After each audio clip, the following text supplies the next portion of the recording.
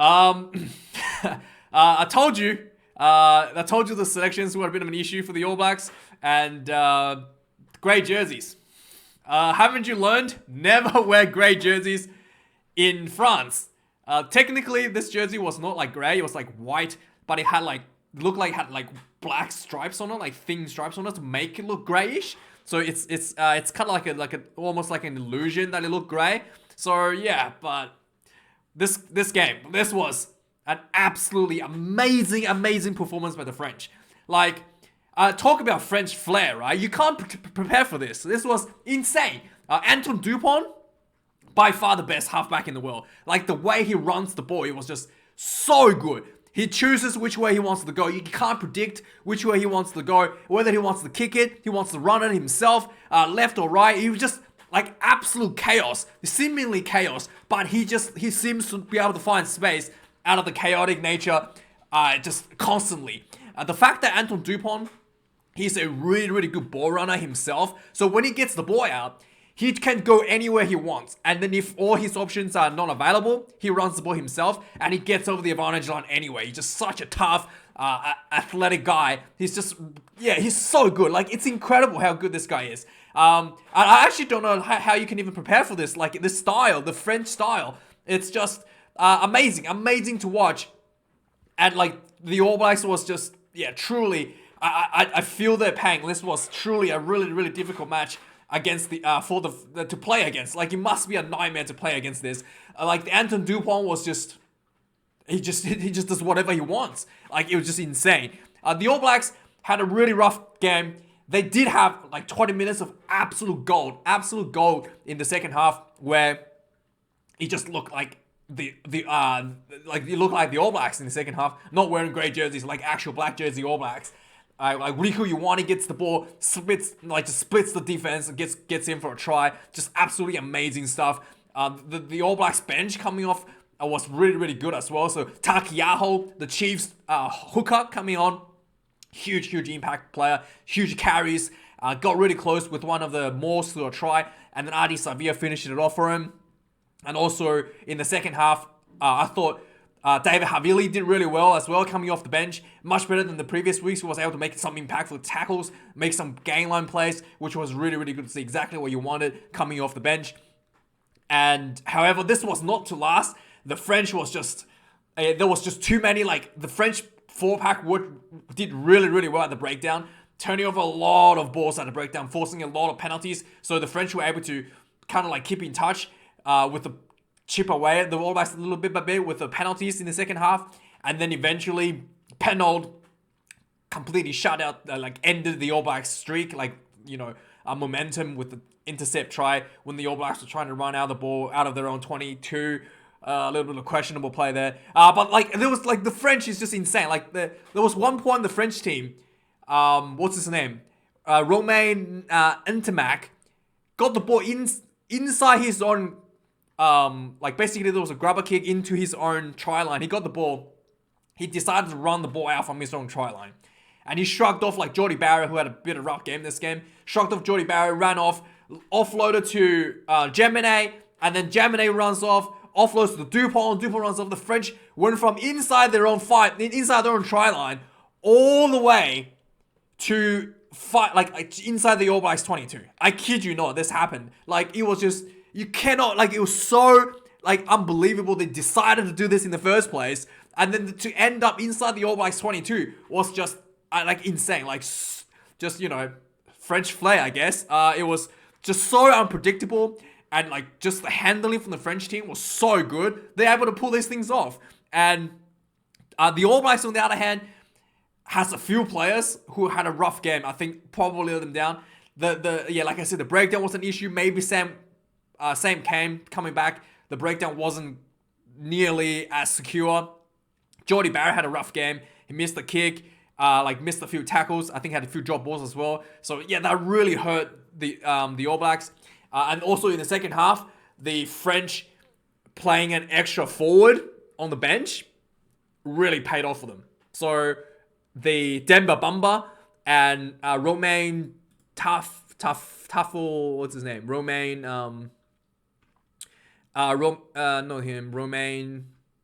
Romain Taofifenoa coming off the bench. These two guys basically like dominated over the All Blacks scrum in the second half. Yeah. The All Blacks did have really good lineouts, defense. So Bruno Italic and Sammy Warlock did really well stealing those balls. But overall, I feel like the four pack, was really fell behind a little bit at the breakdowns to the French team, leading to a lot of penalties, 3 points handed over. So yeah, let's have a look at the stats. The All Blacks definitely tried to score, but the French team was able to have moments where the All Blacks looked like they were going to just completely dominate the French team. France had a really good start in the first half, like quite sizable lead. I think it was like 26-6 or something in the first half. Huge lead, and then All Blacks just came straight back in the second half. 438 run meters for the French team overall, 566 for the All Blacks.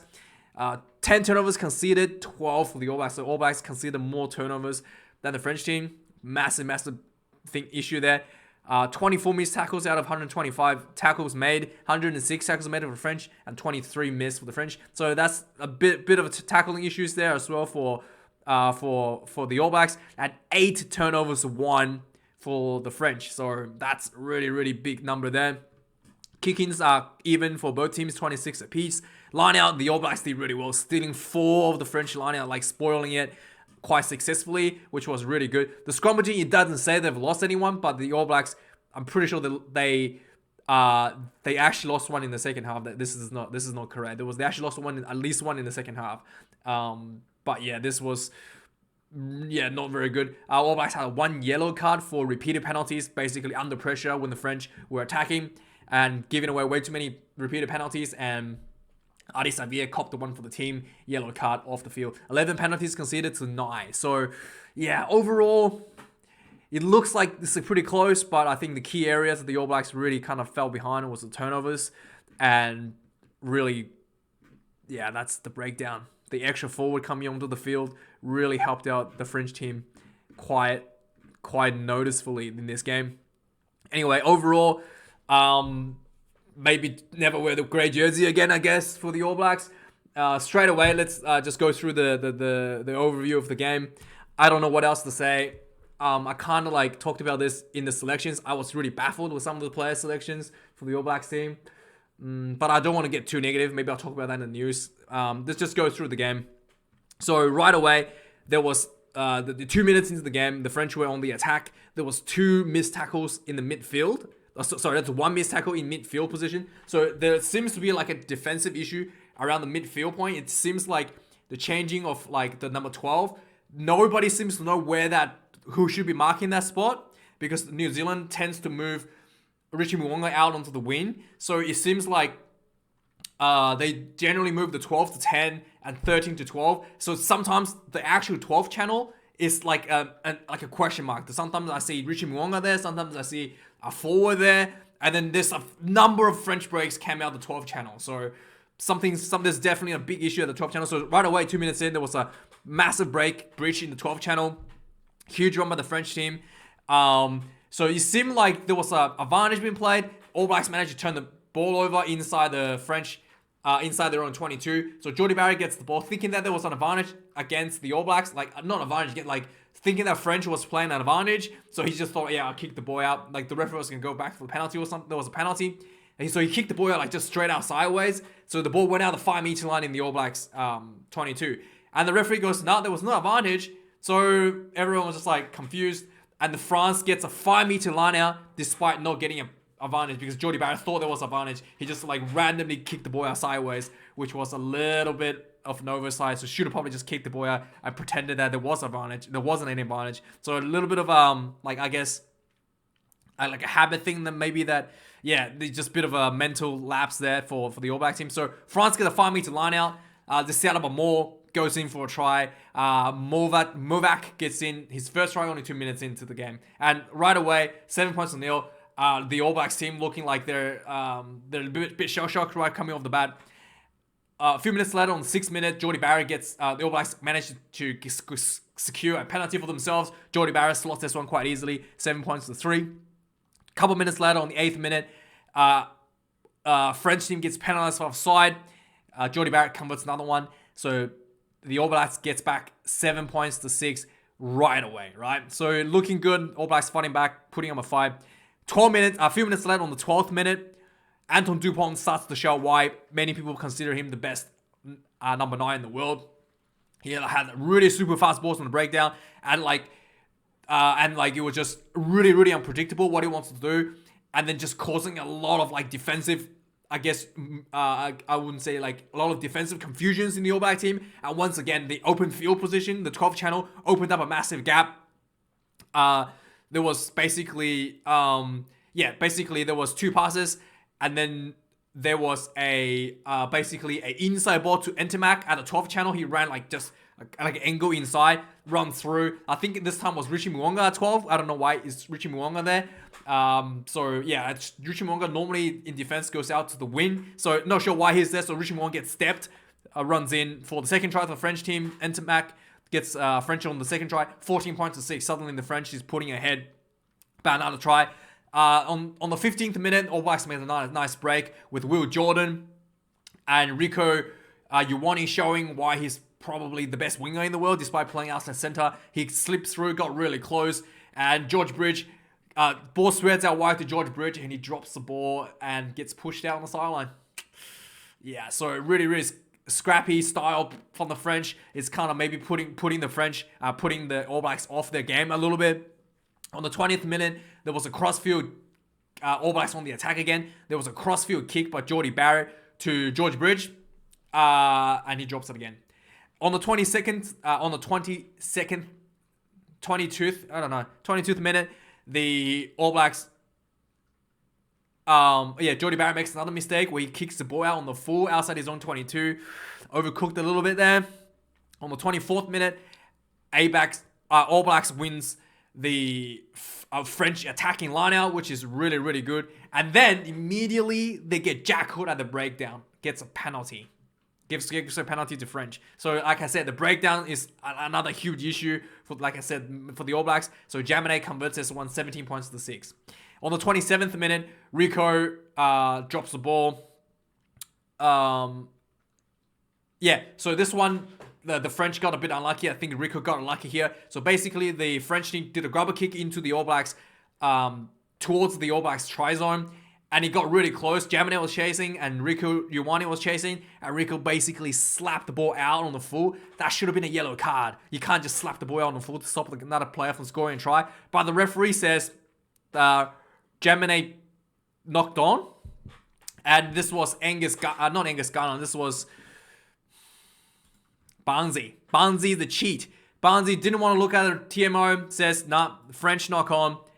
Could have been a yellow card, to be honest. They showed the replay on TV screen, and Barnsey was not interested to look at it at all. Proceeded ahead with the scrummaging, and the whole crowd was booing. But Barnsey was not. It's a knock on by the French, and yeah, Rieko got away with that murder. Basically, that should have been a yellow card, and the penalty could have been a penalty try. In fact, that's pretty close for Rieko. And then on the 29th minute, Nepo Laulala once again having handling issues, knocking the ball on, and France recovers the ball. Crossfield kick to their own player. Like I said, it's just so typical French. I can't even believe what I've written down the notes here. This actually happened. Nepo Laulala at halfway point drops the ball. France gets the ball. Crossfield kick instantly. One of their players catches the ball. Huge run down the sideline. Gets caught. Tackle 5 meters short. And All Blacks gets penalized for not rolling away. So France takes the penalty for a 5-meter liner, and they set up for a maul, and then just start piling on pressure for the maul. And Movac gets the ball at the back, crashes over for France's third try. Jaminet converts this one again, I think, and converts this one again, 24 points to 6. I could not believe that. They decided to do that. It was just so unpredictable the way they play. It was incredibly difficult to deal with. So just before halftime, on the 37th minute, the All Blacks actually had an opportunity to score 3 points, putting some pressure back, finally getting back on the French team. Instead of opting for 3 before halftime, typical All Black fashion, wants to go for a try. They had a kickable penalty, kicks out for a 5-meter line out. they were really close. They had a line out basically. This was a really nice play actually. They had a line out and it's basically they instead of the ball comes down, they had a player looping back to the short side, so to the train track, to the 5 meter channel, goes back to the final channel. The ball offloaded to it was offloaded to Dan Coles. Dan Coles runs down and he tries to offload back in as he's getting tackled, throws the ball back in field to Brody Retallick, and Brody Retallick drops the ball. Could have been a try there if Brody Retallick had caught the ball there. So missed opportunity, halftime. 24 France, All Blacks 6. Second half starts, All Blacks comes out. Similarly much Fozzie must have had a big talk with him. 4 minutes into the second half, 44th minute, All Blacks gets a 50.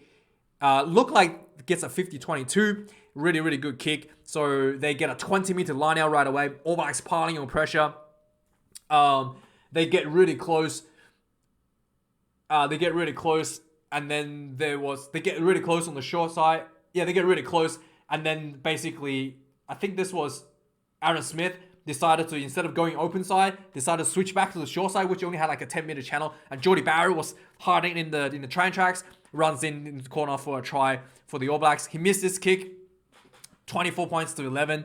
All Blacks coming back a bit. And also the French center, Jonathan Danty, was really, really good. So the French team slowed down a bit in the second half, and basically there was one point where Dupont was a little bit confused at the breakdown.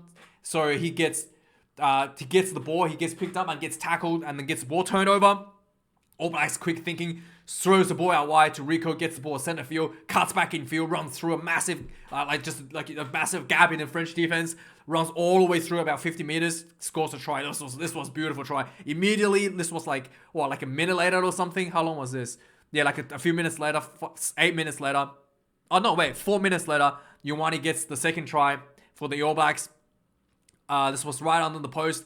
All Blacks gets back 24 points to 18, just 7 points behind. 7 points behind? Yeah, 6 points behind actually. Is it 6 points behind? 6 points behind. So on the 53rd minute, France on the attack again. There was some really fast breakdown, and All Black gets penalized on the breakdown for not rolling. France kick another 3, 27 points to 18. 3 minutes later, there was an All Blacks 25-meter line out. And then the All Blacks seems to be building confidence. They got 5 meters short, and France gets caught offside.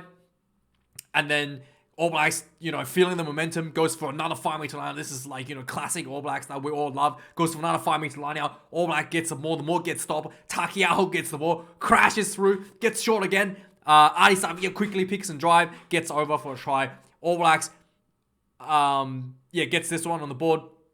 And Jordie Barrett slots this conversion.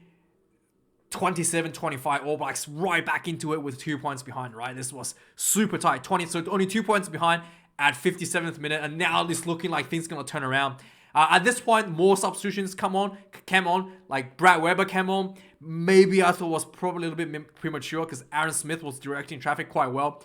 Could have something to do with it as well.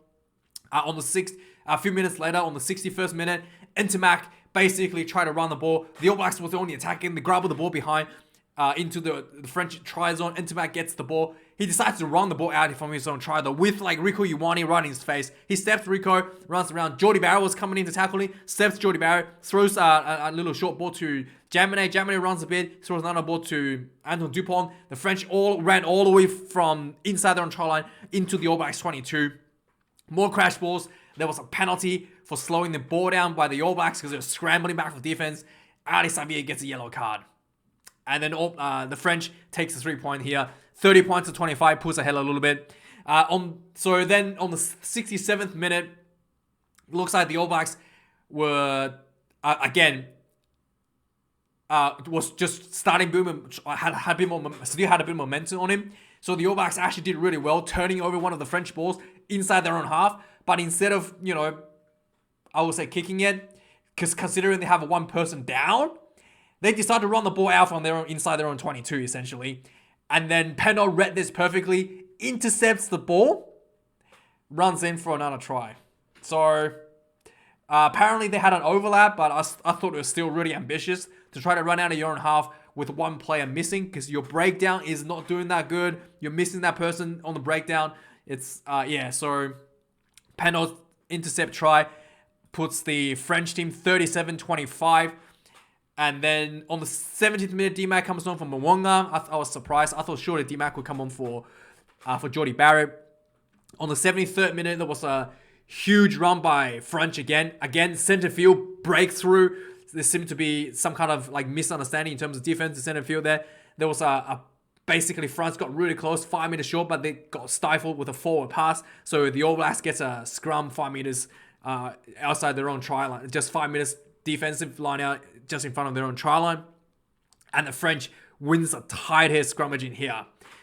So the ball kind of basically pops out. Basically the All Black scrum gets destroyed. Demba Bamba just done a huge number over George Bauer is his name. And then ball pops out the back. France recovers the ball from the All Blacks feed. Again, maybe Aaron Smith coming off was a bit of an oversight here. Finlay Christie was not ready for the ball to pop out. And Dupont grabs the ball essentially. On this, basically, and anyway, so the France team was trying to gets the scrum feed, but the All Blacks defense hold and not able to score there for the French team. On the 75th minute, Penaud, another chip over, did another little chip and chase over Penaud. He chases the ball, tackles D-Mac back in goal. So France gets another 5 meter scrum. And then this, again, the French team destroys the All Black scrum, but All Blacks were able to hold and France did not score. On the 78th minute, on the 78th minute, the All Blacks were running the ball. France gets a huge turnover again at the breakdown. And then basically on the 79th minute, that was it. The breakdown will turnover penalty for the French team right in front. They worked really hard. The All Blacks had no options to, basically it was they were running out of time anyway.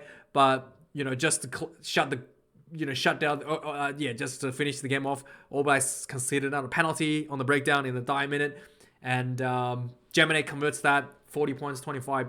This was the All Blacks have not beaten the French. The French have not beaten the All Blacks at Stade de France since 1973.